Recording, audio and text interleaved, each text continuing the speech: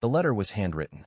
3 pages, college-ruled notebook paper, folded into thirds and tucked under her running socks in the second drawer of her dresser, which is where she kept things she didn't want to be obvious about. I know this because I was looking for my phone charger, the one I'd asked her about twice and that she'd said she hadn't seen, and I opened the wrong drawer and found it. I stood there with the letter in my hand for a long time. Long enough that the light in the bedroom shifted.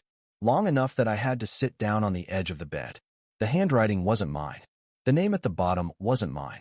And the last line of the last page, and I'm going to write it here because I need it to exist somewhere outside of my own head, said, I never stopped. I just learned to wait. I'm done waiting. I folded the letter back into thirds along its original creases, and I put it back under the running socks, and I went and sat in the kitchen, and I waited for my wife to come home. My name is Ryan. I'm 37 years old. I make dental prosthetics for a living. Crowns, bridges, implant components, the custom pieces that go into people's mouths, and that most people never think about as having been made by a specific human being with specific hands. I work in a dental lab on Truxtun Avenue in Bakersfield, California, have been there for 11 years, and I'm good at it in the specific way that comes from precision repetition over a long time. The work requires patience, steadiness, and a tolerance for detail that most people don't have, and I have all 3 of those things professionally and apparently not enough of them personally, or at least not applied to the right things. Her name is Morgan. She's 34, works in marketing for a regional agriculture company out here in the Central Valley. Bakersfield is farm country, surrounded by some of the most productive farmland in the country, and the agricultural sector here is large and serious, and Morgan had spent 7 years building a career in it, managing brand communications and trade relationships, and the specific language of an industry that most people on the coasts don't think about until the supply chain fails. She was good at what she did. She was good at most things she decided to put her attention toward. We met in 2019 at a mutual friend's birthday dinner at a restaurant on Chester Avenue. The kind of dinner where the table is too big for real conversation, and you end up talking primarily to the people immediately next to you. And I was seated next to Morgan, and we talked for 3 hours and ignored most of the dinner. She was funny in a way that came at you sideways, the kind of humor that required you to be paying attention to catch it, and I was paying attention. I got her number before we left and called her the next day, which I almost didn't do because I talked myself into thinking she'd been just being friendly, and the fact that she picked up on the first ring and said, I was wondering if you'd actually call, told me something useful about how the next several years were going to go. We dated for 22 months and got married in September 2021. Small ceremony at a vineyard in the Kern River Valley, because Morgan had specifically wanted to be somewhere that looked like somewhere else, and that venue did. Rolling hills, late afternoon light, the kind of backdrop that photographs well, and that also just looks beautiful in person with no filter required. 45 guests. Her mother cried during the vows. My dad gave a toast that was both too long and exactly right. We danced until they told us we had to stop. We moved into our house on Oak Street in an older neighborhood east of downtown shortly after the wedding. A 3-bedroom with a front porch that Morgan had specifically required in a backyard that had been let go by the previous owners and that we'd been slowly reclaiming over 2 years, planting things and building a garden bed that had gradually become something Morgan cared about with a specificity I'd always found touching. She had opinions about tomatoes. Specific, developed, non-negotiable opinions. I ate a lot of tomatoes. 3 years of marriage. A good 3 years, or what I thought was a good 3 years, which is a phrase I've been going over carefully since the letter, trying to figure out how much of it was real and how much of it was real on my side and not on hers. I've landed in the place where I think most of it was real, or as real as it can be when one person in a marriage has been carrying a thing that the other person didn't know existed. My flaw, and Morgan had been patient about this, the way she was patient about things she'd decided to accept rather than fight, is that I'm not a talker.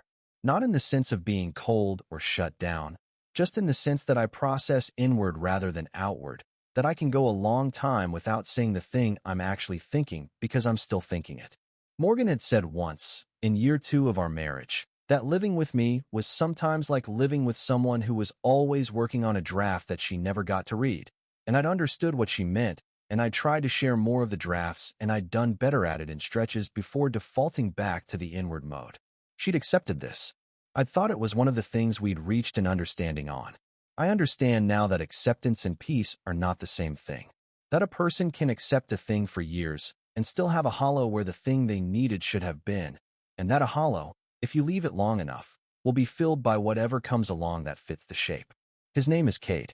I didn't know Cade existed until April. That's the thing I keep coming back to. Not that he existed, which I now know he had for a long time in Morgan's history, but that I hadn't known. We'd talked about her past relationships. Not exhaustively. Not with the kind of forensic detail that makes both people uncomfortable, but enough that I'd had a general picture. There had been a serious relationship in college. It had ended when they'd graduated and gone different directions. He to graduate school out of state, she to a first job in the Bay Area that had eventually led her back to Bakersfield 5 years later. She'd said it had ended because of geography and timing and the recognition that they were two people at the beginning of figuring out who they were, and that it was sad but not a tragedy. And I'd understood it as the kind of thing that makes sense in your 20s and stops making sense as a story you tell about yourself once you're on the other side of it. She had never told me his name. I realize now that I'd never asked, which is its own thing, but she also hadn't offered it, and the version of the story she'd told had kept him abstracted, a guy I dated seriously in college. It ended well. We haven't stayed in touch, and I'd had no reason to probe further. In April, she mentioned, over dinner, that an old friend from college was moving to Bakersfield. Someone she'd been in the same program with, she said, communications. She'd been a communications major, who was coming out to take a position at a company in the AG sector, which was apparently something he'd been building toward for a while.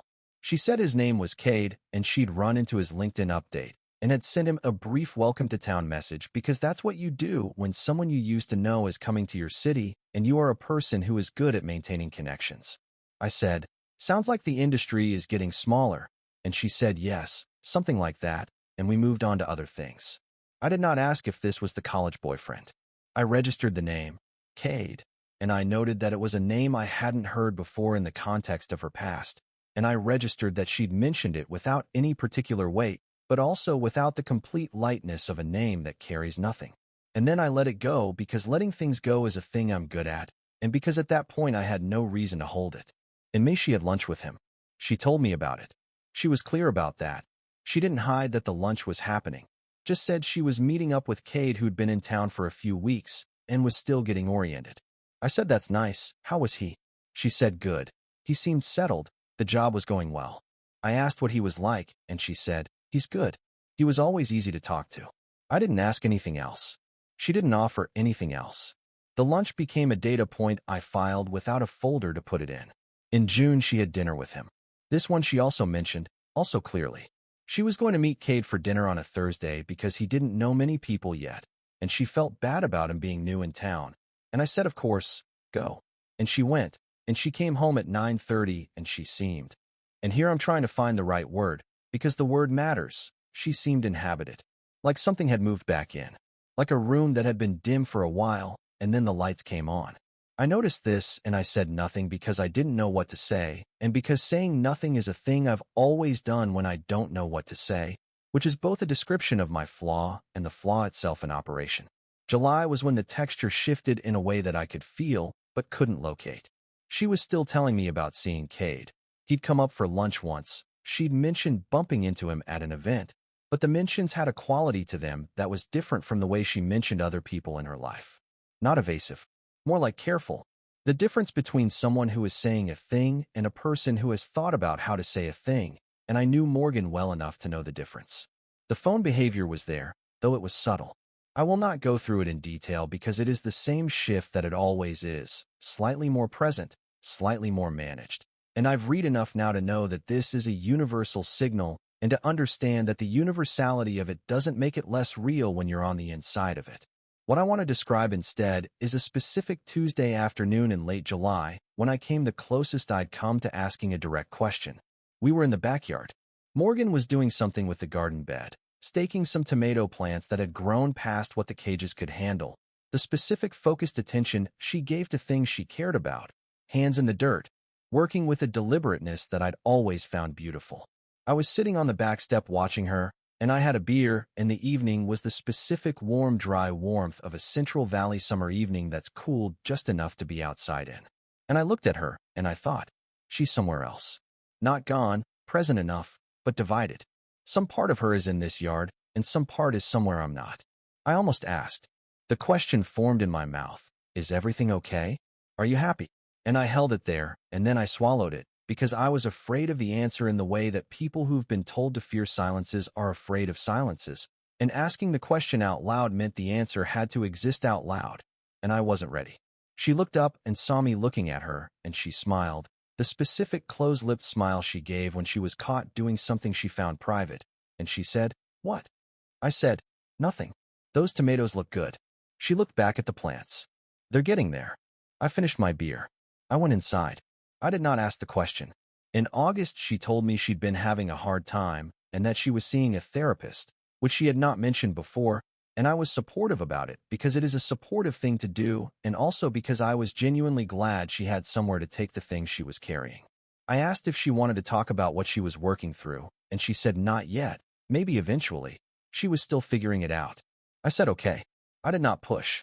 I understand now that what she was working through, at least in part, was the shape of what she was feeling for Cade and what she was going to do about it. I understand that someone else was helping her figure that out while I was in the same house asking whether she wanted to talk and accepting not yet as a complete answer. I should have pushed. I know that. But not pushing is what I do, and I did it, and here we are. The charger I was looking for when I found the letter was the USB-C one I charged my work tablet with. I'd been looking for it for 2 days. I'd checked every surface and every drawer I could think of, and I'd asked Morgan twice, and she'd said she hadn't seen it. On a Sunday morning in September, when she was at the gym, I went through the bedroom more systematically. Nightstands, closet shelf, the basket where we put things that don't have another home. And eventually I went to her dresser, not because I had any reason to think the charger was there, but because I'd checked everywhere else. Second drawer, under the running socks. The letter. I want to describe the experience of reading it because the experience is the thing. I unfolded it without knowing what it was. I thought for a moment it might be a card I'd missed, something from a friend, before the handwriting registered as unfamiliar and before the first lines resolved into something I understood. It was 3 pages. I read it once, quickly, taking in the shape of it before I could make myself slow down and read it properly. And then I read it again, slowly, from the beginning. He had written it by hand because he'd said at the top that he'd started typing it, and it had felt wrong, that some things needed to be said in a way that couldn't be edited or deleted. He wrote about the months since he'd moved to Bakersfield, about the lunches and the dinners, and about what had been building in him since the first time they'd met up and he'd understood. He said that he'd made a mistake 10 years ago in the specific way that you can only understand a mistake after you've lived on the other side of it long enough. He wrote about the two of them at 22 and about what he'd told himself at the time, that the distance would be temporary, that they'd figure something out, and about the way those intentions had dissolved under the pressure of graduate school and geography and the way life accumulates around you when you're not paying attention. He wrote about what he felt now. He was not vague about it. He was not hedging or abstracting or leaving himself room to walk it back. He said he was in love with her, had been in love with her since they were 22 and had stopped knowing how to handle that, and had put it away in a place where he'd thought it would stay. And then he'd moved to Bakersfield and seen her and understood that it had not stayed. And then the last line of the last page. I never stopped. I just learned to wait. I'm done waiting. I folded the letter back. I put it under the socks. I went to the kitchen. I made coffee I didn't want and I sat at the table and I waited, because waiting is something I'm good at and because there was nothing else I knew how to do with what I had just read. She came home from the gym at 11. She had her headphones around her neck and her gym bag on her shoulder, and her cheeks were flushed, and she came into the kitchen and said hey, and then she saw my face. She stopped. We looked at each other for a moment. I found a letter, I said. In your dresser. The gym bag went down slowly. She pulled a chair out and sat across from me. She didn't say anything. It's from Cade. She looked at her hands on the table. She nodded, barely perceptible. Is he the one from college? I said. The relationship you told me about. Yes. You didn't tell me his name then. No. She looked up at me. I didn't think it was going to. I didn't know he was going to move here. But he did. Yes. I looked at the table. At my coffee cup. At her hands. The letter, I said. Has he said those things to you directly? Or just on paper? She was quiet for a moment. Both. When? Last week. She swallowed. We had dinner, and she stopped. He told me. And what did you say? A long silence. Morgan. I didn't, she shook her head. I didn't say the right thing. I didn't tell him no. I didn't tell him to stop. She looked at me, and her eyes were wet. I know how that sounds. What did you say? I said I needed time to think. I breathed through that. I need time to think. Not, I'm married. Not, this isn't something I can do. Not the wall that should have been there. Have you? Has it been physical? I said. No. She said it quickly and clearly. No. I need you to know that. It's been dinners and conversations and, she stopped. And feelings that I haven't known what to do with. How long have you had feelings? She pressed her lips together. She looked at the table. Since April. Maybe before. Since I saw his LinkedIn and realized he was coming here, and she shook her head. I realized I'd been carrying something I hadn't known I was still carrying. April.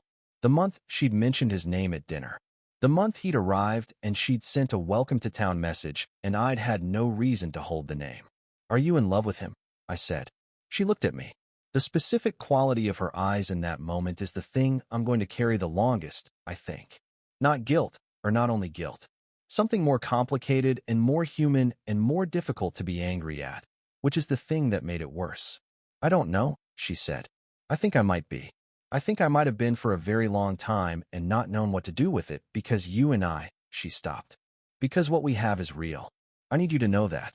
What we have is real and I love you, and those two things are both true, and I know they can't both be true at the same time in the same way, but they are. I sat with that for a while. Does he know you're married? I said. Did he know when this started? Yes. No hesitation. He knew from the beginning. He says he doesn't. He says it changes things for him.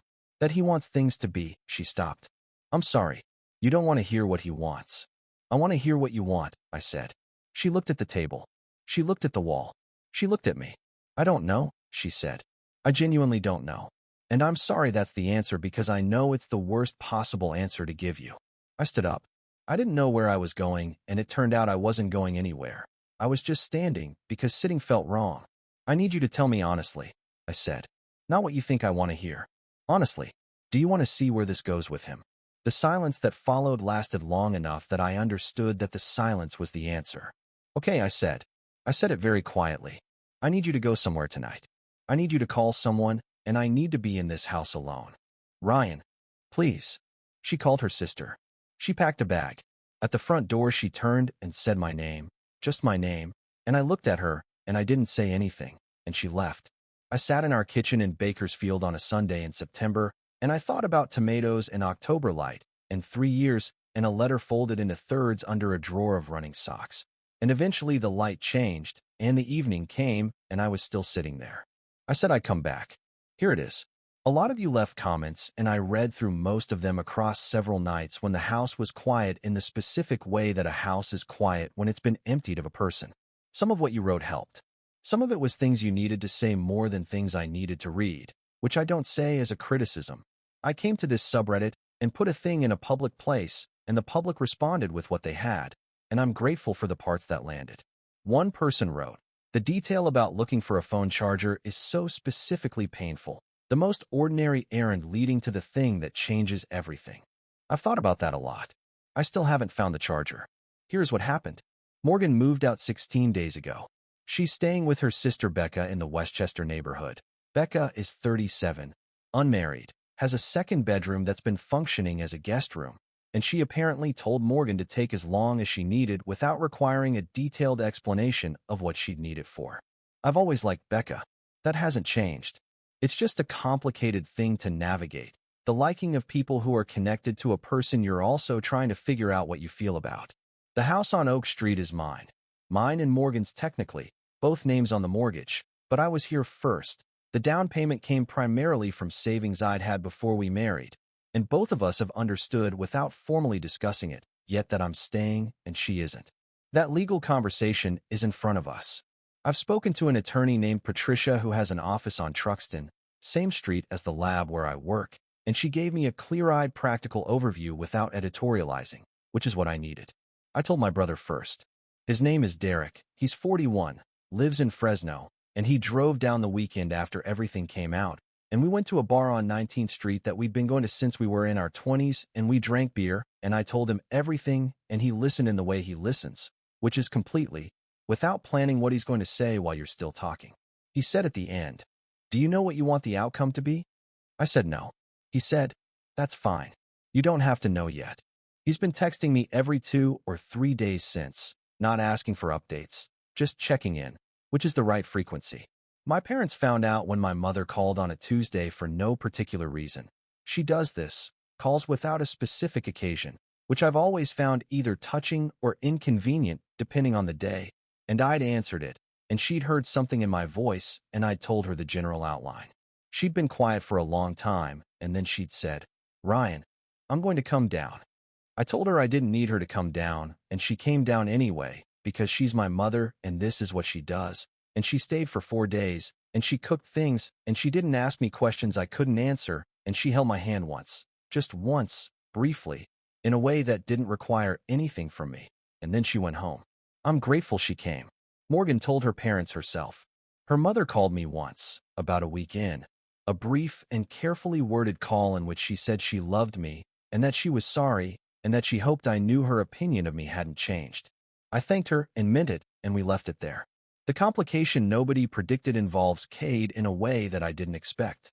Morgan told me, in one of our conversations after everything came out, that she'd told Cade about the letter, that I'd found it, that it had led to the conversation, that she'd moved to Becca's while we both figured out what we were doing. And Cade's response, she told me, had not been what she'd expected. He had not, apparently, immediately welcomed her with open arms into the situation he'd spent 3 pages of notebook paper describing. He'd been, and I'm getting this secondhand from Morgan, so I'm holding it with appropriate skepticism, more measured than the letter had suggested. He'd said he wanted to see where things went. He'd said he wasn't trying to break up a marriage.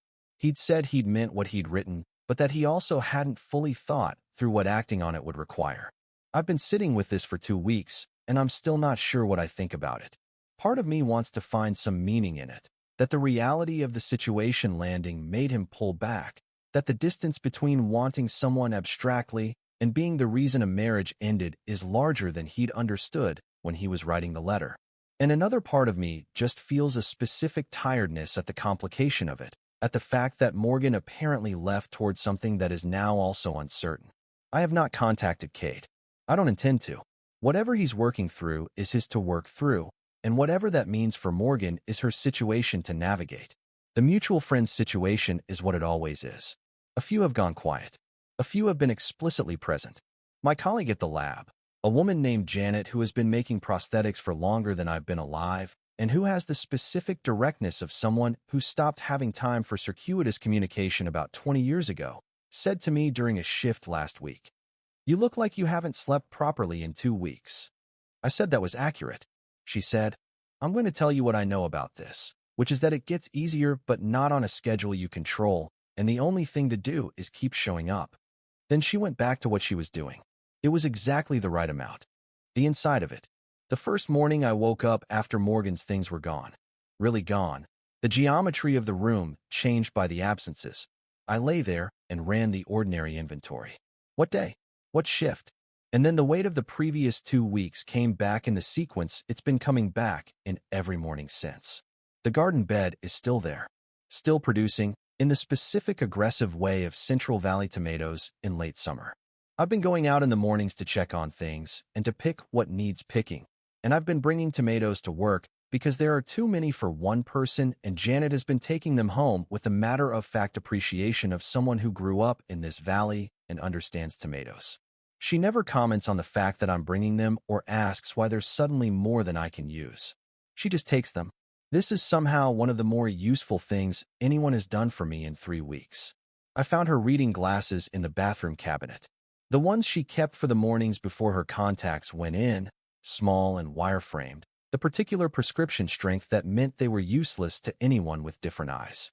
I picked them up and held them for a moment, and then put them back in the cabinet and closed it, which is where they'll stay until I know what to do with them, which might be a while. There's a breakfast place on Oak Street.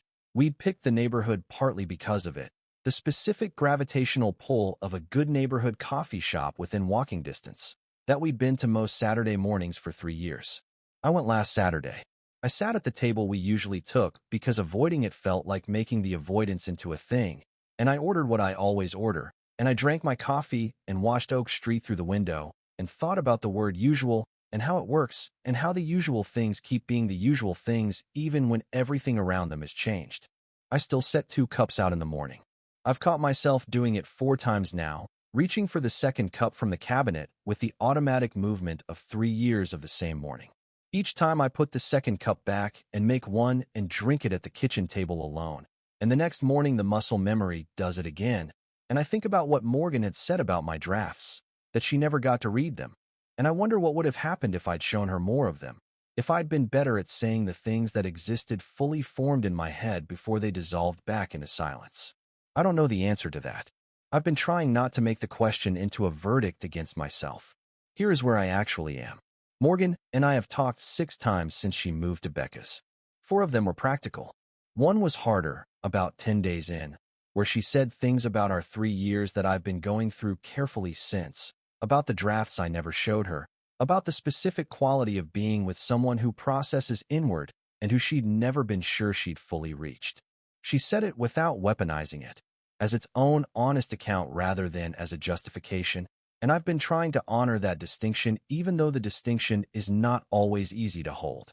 She told me, in that conversation, that she didn't know yet what she wanted, that things with Cade were less clear than they'd been before everything came to a head, and that she was trying to figure out what she actually felt versus what she'd built up in the absence of having the real thing to compare against. She said, "I don't know if what I feel for him would survive actually having it. I've never had it to find out." I heard that and I thought about 10 years of missing someone without the reality of the person to calibrate against, and I thought about all the things that are easier to love in their absence than in their presence, and I didn't say any of this out loud. The 6th conversation was 3 days ago. She asked whether I would consider talking to someone together, a counselor, someone structured. She said she wasn't asking me to decide anything about the marriage, just to have the conversations in a way that had some support around them. She said she understood if the answer was no, and that she'd respect whatever I decided. I told her I needed more time before I could answer that honestly. That's the truth. I'm not ready to know what I want to do with the marriage yet, and I've decided that not being ready is the honest position and the one I should stay in until something clarifies. I've been seeing a therapist individually for 2 weeks. His name is Dr. Patrick Sauls. He has an office on California Avenue, and I recognized this about him immediately, the particular quality of not letting me stay in my own head. He catches the inward processing thing in real time. The way I'll start talking about something and then summarize it from a remove rather than being inside it. And he says, "Stay in the moment. What did you feel in the moment?" It's uncomfortable in exactly the right way. I've been 3 times. I'm going back next week. He said something in our 2nd session that I've been carrying. "You found that letter looking for a charger you still haven't found." That detail says something about how you approach things, looking for a small practical solution and finding a much larger thing you weren't equipped for. The question is what you do with the thing now that you've found it. I've been thinking about that, about what I do with the thing now that I've found it. The tomatoes keep coming in. The garden bed doesn't know what's happened. It just does what it does, produces what it was planted to produce, and I go out in the mornings and I check on things and I pick what's ready. It's a small and reliable loop in a period that doesn't have many of those, and I've been leaning on it more than I would have predicted. Derek is coming down from Fresno next weekend. We're going to the bar on 19th Street again. He's already said he has no agenda, and I already believe him. She left for the man she'd loved at 22 and never fully stopped loving. And the most specific thing I know about that, the detail that sits with me in the quiet of the house on Oak Street, is that she didn't leave because she stopped loving me. And I'm still figuring out what you do with the grief of a thing that ends not because it wasn't real, but because something older and deeper was also real, and neither of them could hold the same space. Tomorrow, a man shows up to his own surprise birthday party, and his wife is the only person in the room who didn't know he was coming, because she thought he'd be somewhere else entirely that night.